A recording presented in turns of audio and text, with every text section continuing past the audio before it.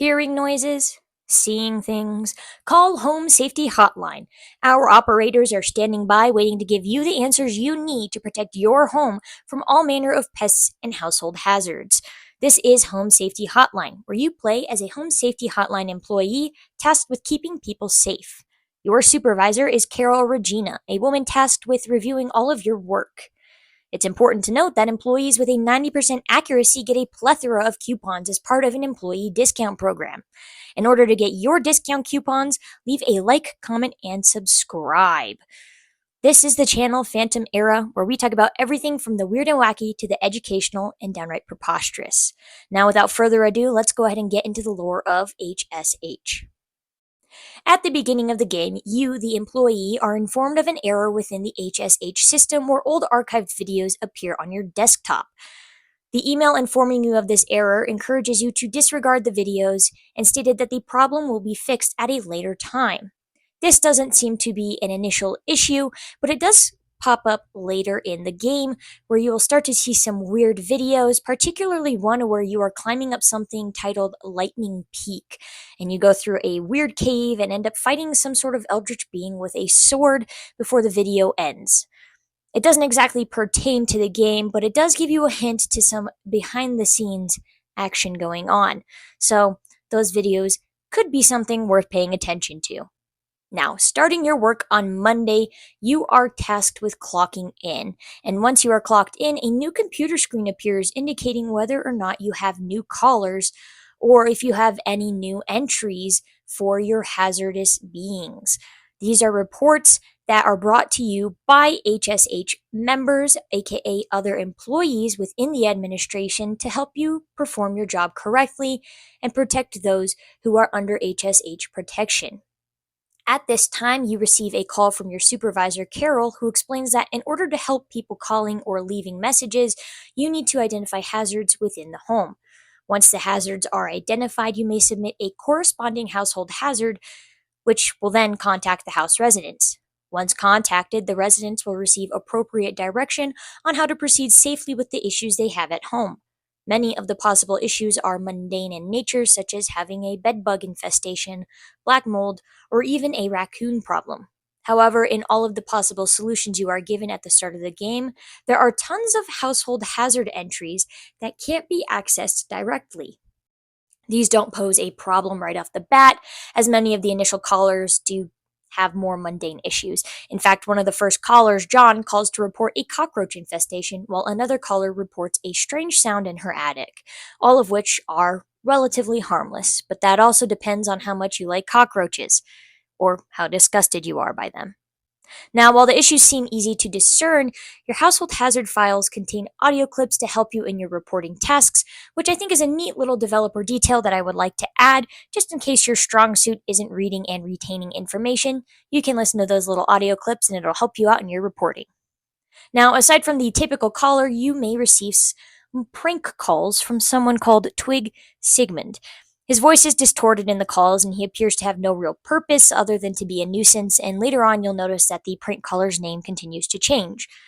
Shortly after this initial prank call, your first day of work concludes. You don't really have any sort of issues or concerns. Everything seems like it normally would be for a home security company.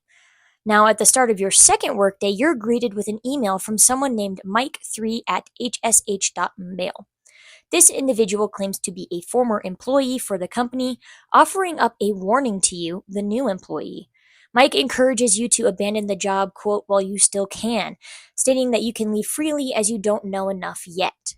This implies a darker underlying portion of HSH services, something only seasoned employees would have been exposed to. Alluding to this shady side of business is your supervisor, Carol, who gets in contact with you yet again. She states that you've been granted access to new files, but that those files are specifically confidential. Confidential to the point that even if a client is diagnosed with one of these confidential problems, the information that is sent to them will only be enough to placate the hazard, not necessarily get rid of it, and it's basically a need-to-know basis. The client will only be told so much as to keep things under wraps. Such confidential issues include a multitude of hobs, fungi, stair slugs, and something known as false beats.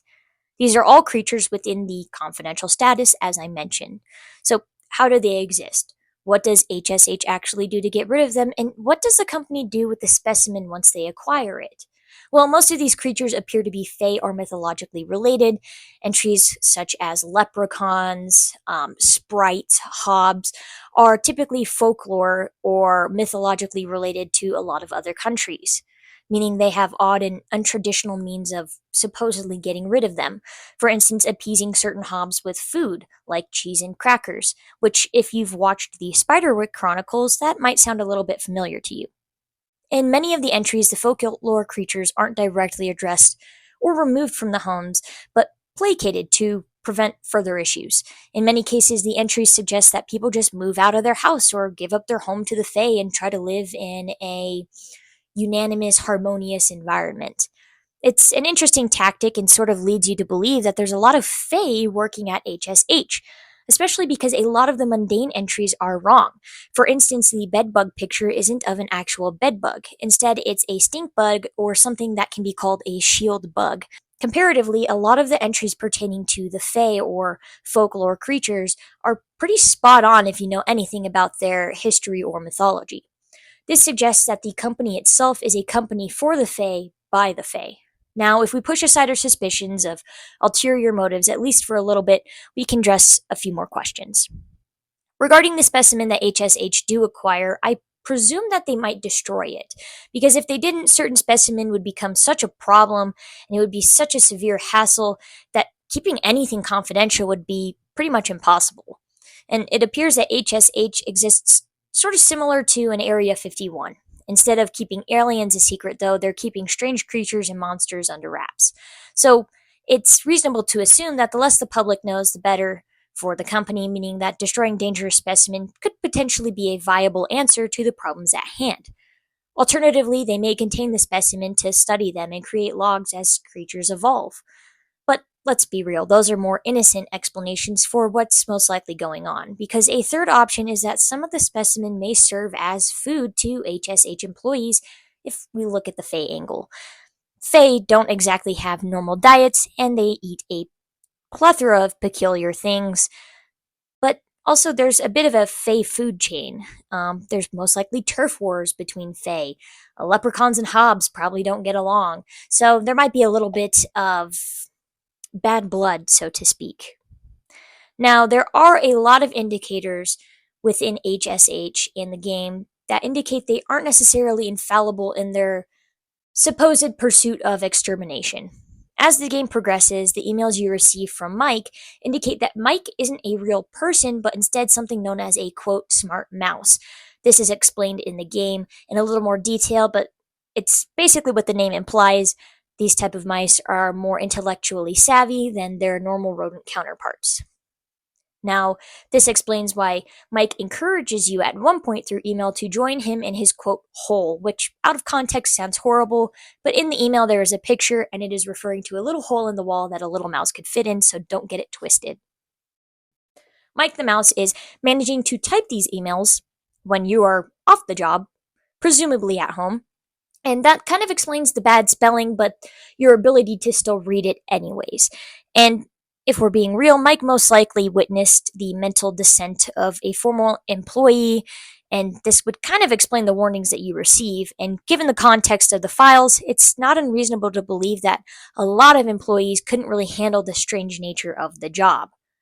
On top of this, it's not unreasonable to assume that some former employees were turned into these smart mice to prevent confidentiality issues, aka what might have happened to Mike. As I mentioned before, given the nature of the work, having previous employees out and about with this type of information would be dangerous. But instead of killing these employees, they are turned into mice, most likely through Fey magic. Aside from this, those that become the smart mice may meet an even worse fate. A cat named Whiskers, mentioned by a caller earlier in the game, is later said to be at the HSH facility. There's a good chance that Mike, the mouse, is being hunted by Whiskers and has managed to escape so far until he later emails you stating that Whiskers has spotted him. After this, his emails stop, and it's said that they are discontinued and that the account no longer exists. This hints at the fact that other employees may have been turned into mice as well and could have been hunted and killed by Whiskers the cat. It also seems to show that some unfortunate ending may have befallen Whiskers' previous owner in order for him to end up at HSH. As for other Easter eggs and lore in the game, there's a caller known as Patrice who contacts HSH regarding the disappearance of her child. Later, when we are introduced to a sprig tree, there are strips of cloth on the tree portion. This implies that Patrice's son made contact with a spriggan and turned into the sprig tree. This is also supported by the sprig tree entry itself. Additionally, a caller named May reports her child missing, and previously there was a news broadcast discussing the disappearance of a child. This was followed up shortly by a false artifact entry. False artifacts entrapped people within them. This means that May's child was entrapped within the false artifact and cannot be retrieved. The entry itself suggests using another weird object known as a memory wisp to speed up the grieving process for those who lose loved ones to false artifacts. Another entry comes to light called sprig vines, which indicate that a spriggan has been aggravated. While this entry seems unimportant, there's a moment earlier in the game where a $12,000 house is advertised. Only this house is entirely consumed by the sprig vines, meaning that anyone who purchases the house may likely turn into a sprig tree or have some sort of spriggan related issue. The game also hints at the fact that many of these houses are being sold at incredibly low prices due to Fae involvement, providing new victims and companions to the Fae that live there. HSH might just be using a housing scheme to provide Fae with the resources they need to survive, whether that is a harmonious companion or another victim. And this just might be true, because if you recall the prank caller that I mentioned earlier, he plays a big part in this theory. During the last prank call we received from them, the prank caller is interrupted by a normal sounding man who questions how you got into my house, meaning that the man who has HSH in his policy isn't the one actually calling you, the employee, which means that the distorted voice belongs to a fae or other monster creature who has inhabited the man's house. Near the end of the call, it sounds like the fae grows aggressive with the homeowner telling it to take it easy. Shortly after this, Carol calls you to inform you that the prank caller has been removed from your call list. And there's a good chance the man living within the fae was killed, and the house now belongs to the fae itself. It might even be resold at a cheap rate to provide the fae with a new victim. Unfortunately, not much else is hinted at in the game beyond this point in time, and from here the ending is explicit in its reveal that Carol is an eldritch being who promotes you to a junior manager or something similar to that for the HSH company. This is considered a good ending, as you have kept up the facade of HSH, and it turn helped a lot of Fae. The bad ending is considered a dissension, which we can assume is what happened to Mike, the smart mouse. He didn't do a good enough job, got turned into a mouse, was hunted by a cat, and therefore killed. So obviously not the ending that you would desire as an HSH employee. I wish that there was more that I could tell you about, and while the game appears to lack a lot of depth in quite a few areas, the few Easter eggs that we get and the lore that we get give it a bit of character that it would have otherwise missed. Now, if there's anything I missed in the lore based on videos that you've watched or gameplay that you've had or any possible updates in the future before you see this video, please let me know down in the comments. I am so curious. This game has a lot of reading in it and a lot of log entries, so it's kind of difficult to wrap your brain around everything that happens. So if you notice something that I didn't, please let me know. And why don't you go ahead and join our new HSH policy to protect you and your family? And to activate that along with all of your coupons, all you have to do is like, comment, and subscribe. Once you do that, you'll be under HSH protection, and I will see all of you guys in the next video.